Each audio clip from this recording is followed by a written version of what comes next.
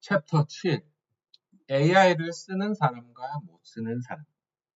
AI 활용 격차. 과거에도 새로운 기술이 등장할 때마다 격차는 존재했다.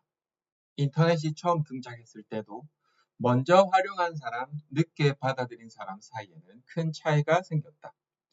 스마트폰 시대도 마찬가지였다.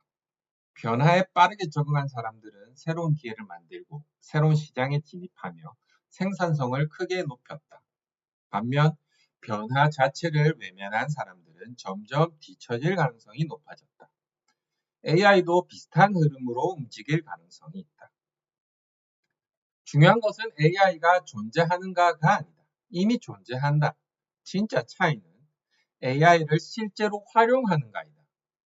현재도 많은 사람들은 AI를 단순 검색 수준으로만 사용한다. 예를 들어 궁금한 것 물어보기, 간단한 요약받기, 심심풀이 대화 정도로 끝나는 경우가 많다. 반면 어떤 사람들은 AI를 업무 자동화, 데이터 분석, 콘텐츠 제작, 코딩 보조, 학습 가속, 사업 운영까지 연결하기 시작하고 있다. 이 차이는 시간이 갈수록 커질 가능성이 있다. 왜냐하면 AI는 사용할수록 생산성이 누적되는 구조에 가깝기 때문이다. 예를 들어 AI를 잘 활용하는 사람은 더 빠르게 배우고 더 빠르게 만들며 더 적은 시간으로 더 많은 결과를 만들 가능성이 있다. 반면 AI를 활용하지 못하는 사람은 기존 방식 그대로 경쟁해야 한다. 문제는 이 차이가 단순 편리함 수준에서 끝나지 않을 가능성이 있다는 점이다. 앞으로는 개인 생산성 자체가 크게 벌어질 가능성이 있다. 그리고 그 중심에는 AI 활용 능력이 자리 잡을 가능성이 높다. 생산성 차이. AI 시대의 핵심 변화 중 하나는 인간 한 명의 생산성이 급격히 달라질 수 있다는 점이다. 과거에는 사람 수가 경쟁력이었다. 직원이 많고 팀 규모가 크며 자본이 많을수록 유리했다. 하지만 AI는 이 구조를 조금씩 흔들기 시작하고 있다.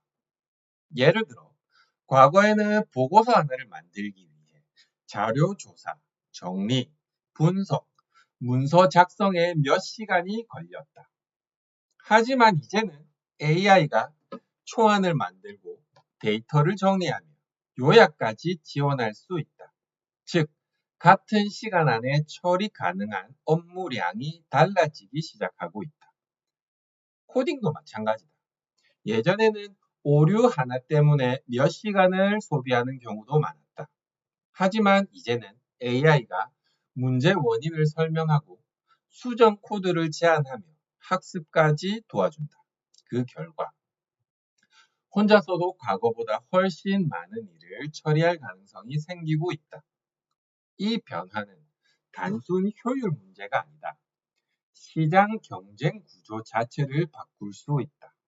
예를 들어 AI를 적극 활용하는 작은 팀은 더 빠르게 만들고 더 빠르게 수정하며 더 적은 비용으로 운영할 수 있다.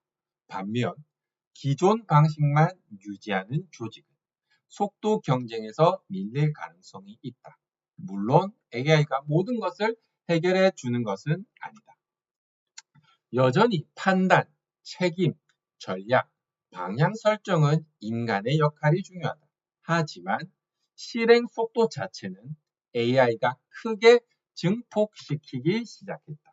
그리고 이 생산성 차이는 시간이 갈수록 더 커질 가능성이 있다. AI를 도구로 쓰는 인간. 많은 사람들은 AI를 보며 인간이 대체되는 것 아닌가라는 두려움을 느낀다. 실제로 일부 업무는 영향을 받을 가능성이 있다. 하지만 더 중요한 변화는 AI를 활용하는 인간이 등장하기 시작했다는 점이다.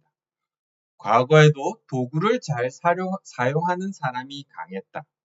기계를 잘 다루는 사람, 컴퓨터를 빨리 익힌 사람, 인터넷을 먼저 활용한 사람은 시대 변화에서 유리한 위치를 차지하는 경우가 많았다. AI도 비슷할 가능성이 높다. 앞으로 중요한 것은 AI를 무조건 두려워하는가가 아니라 AI를 어떻게 활용하는가에 가까워질 가능성이 있다. 예를 들어 AI를 단순 장난감처럼 쓰는 사람과 AI를 업무 흐름에 연결하고 학습 도구로 활용하며 반복 작업을 줄이고 새로운 시스템을 만드는 데 사용하는 사람 사이에는 큰 차이가 생길 수 있다. 특히 AI는 생각을 실행으로 바꾸는 속도를 높여주는 방향으로 움직이고 있다. 과거에는 아이디어가 있어도 기술 부족, 시간 부족, 인력 부족 때문에 포기하는 경우가 많았다. 하지만 이제는 AI가 초안을 만들고 설명해주며 반복 작업을 줄여주기 시작했다. 즉, 인간의 능력을 일부 증폭시키는 방향으로 움직이고 있다. 물론 여기서 중요한 점도 있다. AI는 강력한 도구이지만 목표를 정하는 존재는 여전히 인간이다. AI는 방향을 스스로 결정하지 못하고 책임을 지지 않으며 삶의 목적을 만들지 못한다. 결국 중요한 것은 AI 자체가 아니라 그 AI를 어떻게 활용하는 인간이 되는가이다.